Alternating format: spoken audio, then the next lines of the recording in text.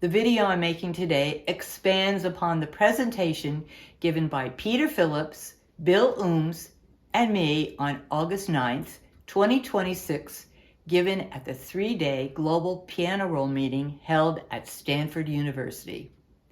There we outlined the rationale for and methodology we used for creating a new print study score of Mahler's own never-published piano performance of the first movement of his Symphony No. 5, known as Trauermarsch or Funeral March. Mahler recorded this on a single day, November 9th, 1905. Trauermarsch, along with 3 other selections Mahler recorded on that day, were released on the Welte Reproducing Piano Roll label. Gustav Mahler was one of the leading conductors of his time and, in his monumental original compositions, bridged the divide between the 19th century Romantic tradition and the more stringent new music of the early 20th century. Mahler's music, his original works, have become one of the most frequently performed and recorded of all in the classical music genre. To understand our work requires perhaps a bit of historic perspective.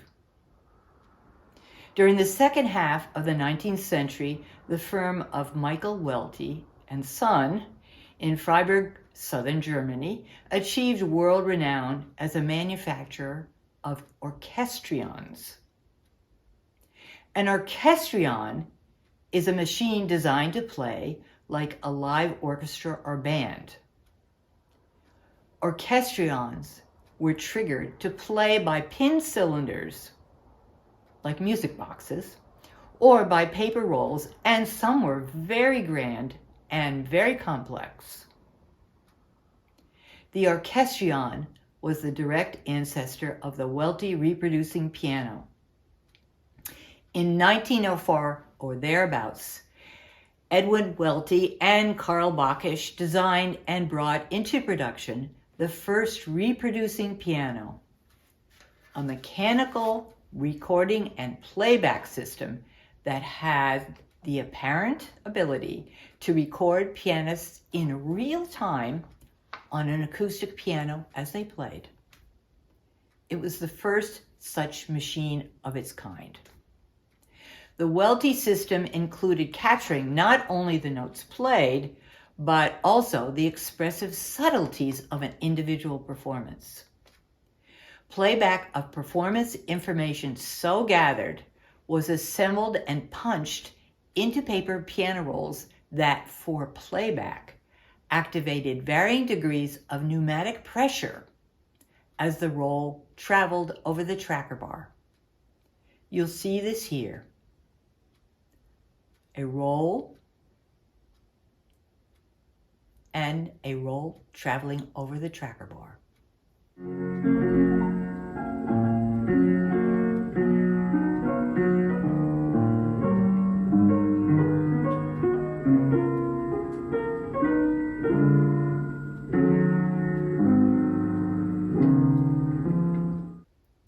The Welte playback system was installed into 3 different types of cabinets.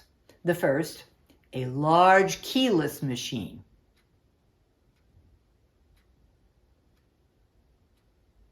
The second, a role-playing Vorsetzer, push in front, that could be rolled up to a regular acoustic piano and play it with wood and metal fingers as it was being pumped. Or 3, fitted into the interior of a standard acoustic piano's case.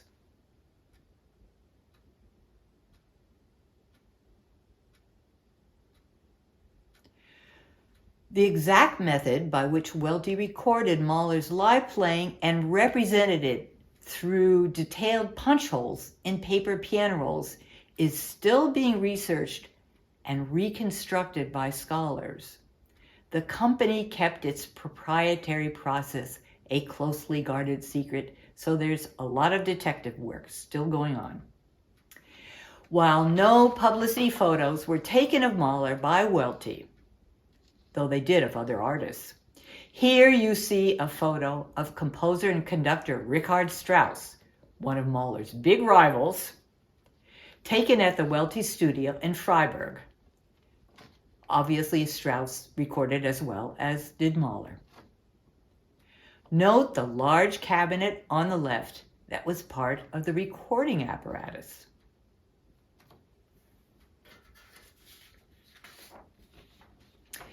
It's important to note that while Mahler lived into the period when acoustic recordings of pianists and even orchestras were being captured using these large recording horns you see in the picture, Mahler's work, neither as pianist nor as conductor, was ever captured in this manner. For the Stanford presentation, we decided to concentrate on the longest and most complex of the 4 Mahler role performances we had worked with. The first movement of Symphony No. 4, Trauermarsch. This role recorded, as stated before, on a single day, on the fly between engagements. He was traveling from city to city, very busy man, and quite possibly in one take, demonstrates the composer's approach to reducing one of his symphonic scores to a solo piano performance.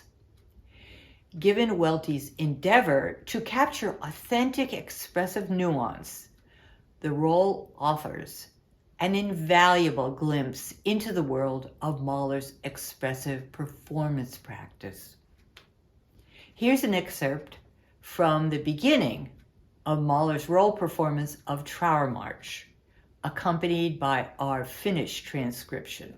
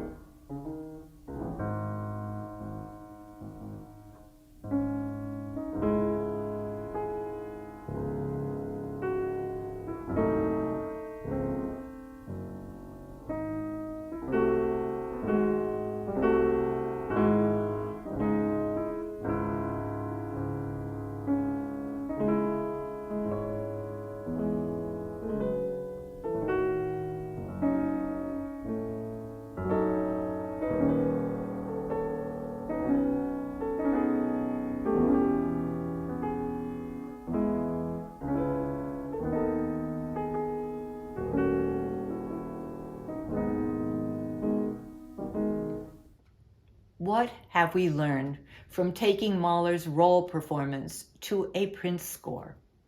Answer: our transcription work revealed the extent to which the Welte process captured significant aspects of Mahler's playing, since much of it is corroborated by his own performance instructions in his published scores and sketches of the same material. As a result, we thus use the traditional 19th century notational practices that we see in these sketches and these scores, published or not. For example, one of several Mahler scores we consulted for comparison was his holograph score of Trauermarsch, dedicated to Alma. While the project was a collaborative one, it was Bill Ooms who carried the bulk of the work to reach the goal of a readable study score. Peter Phillips will next speak on this video briefly about transferring Mahler's paper roll to MIDI format. Peter's work in the MIDI format formed the starting point for the endeavor. Peter will then introduce Bill Ooms, whose multi-layered approach using computer technologies in the digital domain traced Phillips' MIDI data to creating a readable print score. The score that or the roll that we actually used, which was scanned by Mark, and I then took the scan, made it into a MIDI file, and did all the corrections that I have to go through to bring the roll into the MIDI world. The thing was, there are several wrong notes. And I didn't pick these up. I'm not going to pride myself as having such a good ear, but my very good friend Glenn Amer, who some of you would know, we went through this roll several times, and Glenn would suddenly say, ah, and there would be an extra note that shouldn't be there. Now, whether that was Mahler or whether that was the printing process or the recording process that created the extra note, but there are instances in that roll where it's obviously Mr. Mahler. So some of these wrong notes will appear in Bill's score. So it's still, you might say, Bill, a work in progress, in which we might not need to locate the wrong notes. The fact that there's no trill at the end, the fact that there's a few issues that on the published score, that's how we're comparing this to a score Mahler wrote, a nerd text. And it's there in the score and it's not there in the roll. Obviously, there's something wrong. So these are the issues we faced, and Bill's done a remarkable job to take the MIDI data into a score, which he will now explain. Bill. Thank you, Peter. My name is Bill Ooms. My background is an electrical engineer. I worked for many years at Motorola. When I retired a number of years ago, I was vice president and director of research, and retired early to take up more time with art and music.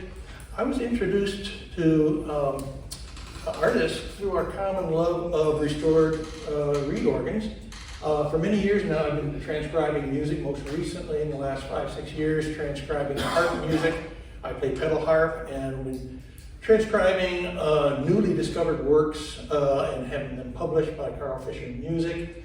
And so artists said, oh, we need somebody to transcribe work. We tried a smaller, what was the smaller? It's a song transcription. Yes, and so we tried that and we had a good success with the workflow. So we said, well, let's bite off the whole chunk here and let's go for the Trauermarsch. We have it in two phases. The first thing is to get a raw score, which has note for note, everything exactly in the right place, the right length, as much as possible within quantization error. And I'll use that term a couple of times. What I mean by that is we don't have a score full of 1/28 notes. We typically quantize down to about a 32nd, sometimes a 64th, but that's to avoid all these little dangling 128th notes. And then the second phase is make it much more readable, and you'll see what that means. And then add some dynamic markings consistent with Mahler's own written manuscript of the orchestra score, but more important, to reflect the character and the feel of the micro-tempo variations that occur within a measure. And you'll see what that means in a minute, as well as the velocity changes that come through in Peter's MIDI data. The software I use is Steinberg Cubase, a digital audio workstation, and the Dorical music notation. We actually started with Finale and it was declared dead, end of life, into this project, and so we had to stop, regroup, and learn Dorical.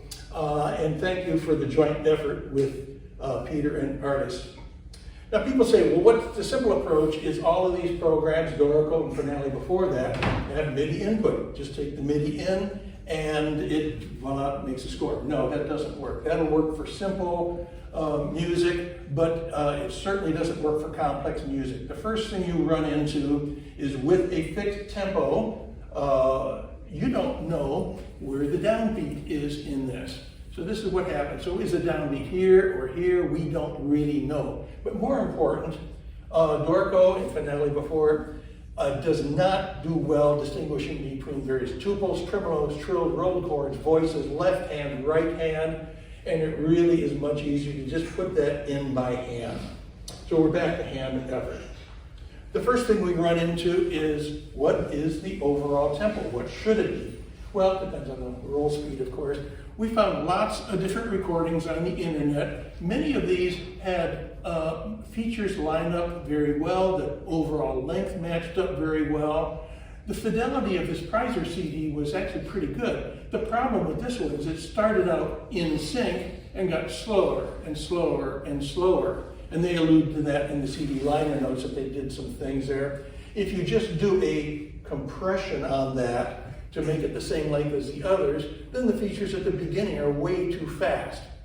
Artists found this recording by Walter Huebner from 1963, a nice LP album, good fidelity, and we said, that one's worth taking a look at. Features line up nicely with the others. The problem is, pitch was too high. It was not A440. It was like A443 or something like that. And he said, well, that doesn't sound right. Artists came out to UC Berkeley, or UC Santa Barbara, and found the original reel-to-reel master tape. And they were kind enough to give us a digitized version of that, and it was on pitch. And you can see it's just a little bit longer here than the CD. And so we used this reel-to-reel audio, which is excellent audio quality, as our master in most of the things that we did here. Now, first thing we do, we get it into Cubase, the MIDI file, the audio file, add a signature track, a tempo track, and then to get the first note and last note to match up with audio, we just did a linear stretch on Peter's MIDI, so that the first and last turned out the same. And then what we did is every measure, we would drag the measure marker to line up with the note, measure by measure. Now we're not changing how fast or slow it plays. All we're doing is putting a tempo marker there, and the tempo is lower. And in fact, most measures, we add additional notes in between, or additional markers in between. So the first part of this measure is slow, fast, slow, fast. And that is true pretty much through the whole work. And again, we're not changing how fast it plays. We're just putting a tempo marker in. And now when I say to artists, go to measure 83, 83 on the MIDI or on the audio or on the score, we can quickly find these things, and it provides a good grid work for future going back and forth and looking at things. So the average tempo was 68, that should be half note equals 68. And you can see all this apparent noise in the tempo variation. That is due to tempo variations within a measure or one measure to the next measure. And you can see how the tempo changes all the way through the piece. But the average tempo was half note is 68. Now comes the hard part. Every note has to be put into the score, one hand or one at a time. It really isn't that bad. I have my left hand on the keyboard, the right hand saying, the note duration, note duration, note duration. It actually goes pretty fast. The harder part is deciding where's the left hand, where's the right hand. Most of the time this is pretty obvious. You can see over here left hand, right hand, right hand, and so forth. All the way over here, the left hand plays the chord and then goes up. Where we have left hand playing in the upper stave, it's notated in the upper stave, we'll put the LH and RH notation. Notice here we have the tempo markings, every measure and very often in the middle of a measure. The next thing we want to do is identify phrases and voices. I'm kind of thinking when Mahler was playing this on the piano, he was hearing his own orchestra score, playing the string parts, playing the horn parts, whatever, playing the timpani. And so we would go back to the orchestra score and try and identify which of these phrases and lines were what instrument. I'll come back to this in a minute. So here we have an example of the score, the string version. and there's a string, a nice melody line. Well, that's what this is. We denote those in Dorico, stems up, stems down, as appropriate, to try and give an indication of the voices and the phrasing. And I'd also added this little notation STR. I moved it up later. So that's a string part, or horn part, or timpani, or whatever it is. Okay, as I'm entering the notes, I'm trying to get the exact same length of note as in Peter's MIDI file. Trying to get the start and stop within the quantization error and the correct length. So when I have something here, I have 1, 2, 3, 4, 5, I have 6 notes, a gap, and then a descending note overlapping. There I got 6, got a little rest. And the only time I've added the slur markings in this raw score is when there is an apparent intentional overlapping of the notes, like here or here. This note is clearly held over the pedal brake for a reason. That's what this note right here is. And these notes are also overlapping, so I'll have the slur in there. But I'm trying to get the exact number of notes in as close as possible to the exact place and the exact duration. The accidentals, generally consistent with the orchestra score wherever possible, and of course putting the pedal markings. Okay, we talked about that. Now, once you have it all in, did I miss any notes or not? Did I add any extra notes? Are they in the right places? Very important that we devise a methodology for finding these errors. So what I did is the raw score, I output a new MIDI file. And I put that in red, whereas Peter's original is in green. So I have Peter's original in green, underlying that is red, and it looks kind of pink on the screen. If there was an extra note that I added, it would be a red note standing out all by itself. Or if I had the note start too soon, you would see it sticking out the front, or if it was too long, it would be sticking out the back. So it was easy to visually confirm that every note is a matching note between the MIDI derived from the raw score in Dorico and the MIDI that Peter gave me. And I can do just the opposite here, where I have the red over the green. So if I missed a note, I would see a green note sticking out here, or if I had the note start too late or too short, I would see a green tail sticking out the front or the back. And again, this is all within the quantization limit that is reasonable to use given the length of the note, especially when the sustain pedal is pressed. So now we have a raw score and the original MIDI.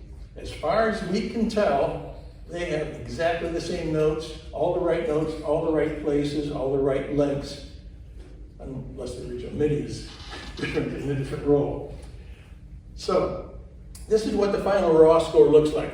You could play from this, but it's not particularly nice. It's very useful, though, for study. Look at the tempo variations. The tempo variations, you just see how many notes were actually played here. 10 notes there, 9 notes there. We have a triplet against 4 notes and 4 against 3, and so forth. This is an excellent thing to study. Yes, you could play from it, but it's not what you'd really like to see as a pianist. So, now what do we do for the readable score? First thing we get rid of, and this was alluded to earlier in an earlier talk, all these itty-bitty rests. While the sustain pedal is pressed, they just get in the way. So that was the first thing to go, is these little rests. So long as the sustain pedal is pressed, we'll get rid of those, unless the score, the orchestra score, didn't have them, and there was a reason for that, perhaps. So you can see here, it's very easy to read the horn part. Da, da, da, da, da, da, da, da, dum, bum, bum, bum. Sorry, my singing isn't all that good, but you get the idea. This is much easier to interpret the phrasing than all those little rests. Then we added the standard tremolos, much easier to read than counting those number of notes. There is an interesting little thing here. This is actually difficult to understand how he fingered this. But if you study this, he held that note down he probably hit that note with his right hand and jumped quickly to there. So some of these things you can actually get a clue as to how he played them when you're looking at it very closely. Okay. Trills and grace notes. The trill and grace notes, they're much easier to read and understand. And again, this is consistent with that part in the orchestra score. We found where that line was in the orchestra score. If Mahler notated that in the orchestra score as a trill and grace notes, that's what we generally tended to follow in our readable score that we're making here. Rolled chords, lots of rolled chords. Some of them were rolled from left all the way through the right as one continuous long roll, as we see here. Others were coincident. They happened at the same time, both simultaneously. And that's as you would see here or here. In some cases, he would only roll certain notes. Well, to here, he played this triad early and then rolled the remaining notes. But these three were simultaneous and significantly early. There's a few cases where it was an extremely slow roll, and we notated that as individual notes to indicate a very slow. There's a few places where, again, when the sustain pedal is pressed, you wouldn't hold that note down unless you were playing a pipe organ or something. But for clarity on the phrase, we added that note tied to it and just put parentheses around. You need not hold that down, of course, but that was just to make the phrasing a little bit clearer. There are some things you just couldn't play, and this is one of them. You got this left hand, you got the right hand. I couldn't play that one. So we shortened that. That one, I think, was actually held over a sustain pedal release and reapply. But again, you can't play that. Same thing over here. Your left hand, chord. You can roll that very quickly and jump, but you can't hold that down while you're playing those intermediate notes there. In this case, we just shortened that, and that was, I think, during the sustain pedal, so it turns out the same. Okay, now, as far as the dynamics, the key velocities that Peter put in here, a lot of detail. This is a little hard to see. We have blue notes are lighter, red notes are harder pressed. This is amplitude down here. Again, lower is blue, harder is the red. A lot of texture in here. There's just a lot of variation in the key velocity within a measure and measure to measure all through the piece. When you play that on a disclavier, and I think that's what you mostly tuned it toward, right? It sounds good, but if I play it in my MIDI player, which is a contact player, Steinway Grand, it doesn't sound the same as when Peter plays it on this instrument, because different MIDI players will respond to the velocity different ways, and so there is not a straightforward way of mapping one into a printed score. So what we ended up doing, Artis took a printed copy of the readable score without any dynamics, and she listened to the Ebner tape, the Prizer CD, I think the Kaplan also, and with her red pencil, mark. Boy, this sounds like an editor back then, just making edits from audible listening. And then we would compare that with the orchestra score. We tended to stay with the relative and absolute dynamic, or relative and absolute tempo markings from the orchestra score where they made sense. But certainly with the dynamics, we looked at that and then analyzed the velocity changes that were actually in the MIDI, and we made difficult decisions. And there were a lot of trade-offs, a lot of time on the phone. Which do we keep, which do we not? And in the end, the goal was to try and convey the feeling that was due to these micro tempo variations.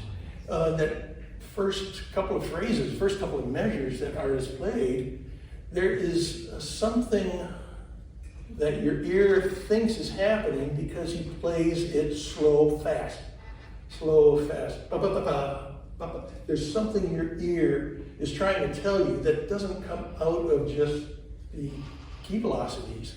So how do we convey that staccato notes, accents and so forth? It was a lot of back and forth trying to figure out how to convey those micro tempo and velocity changes.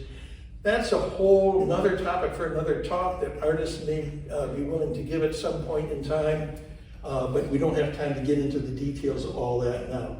So we have a final readable score. Obviously you can't read all of that from sitting up there, but you have copies that you can download. If you go to my website, the downloads are only available to the attendees of the Global Piano Roll meeting. It's for the benefit of those of you that attend here. You can go there, so write that down and remember it. There you will find the Huebner reel-to-reel MP3 in its entirety. It's a wonderful thing to listen to. The video that Artis played earlier is there, the first 53 measures. We have first 4 pages of the raw score, the readable score without expressions and dynamics, and then the full final readable score. The full versions of this are going to be released, early next year? Hopefully, ball and gazelle shot. Yeah, so we agreed to not release it in its entirety. I have printed versions here. You're welcome to come up during the lunch break and take a look. I got it in this folder here. All of these slides, you can download PDF of the slide, and I wrote up an accompanying document that goes into a little bit more detail step by step what I did and what I was able to do in today's presentation. So all of those are for your reading enjoyment, and thank you very much. We have good time for questions.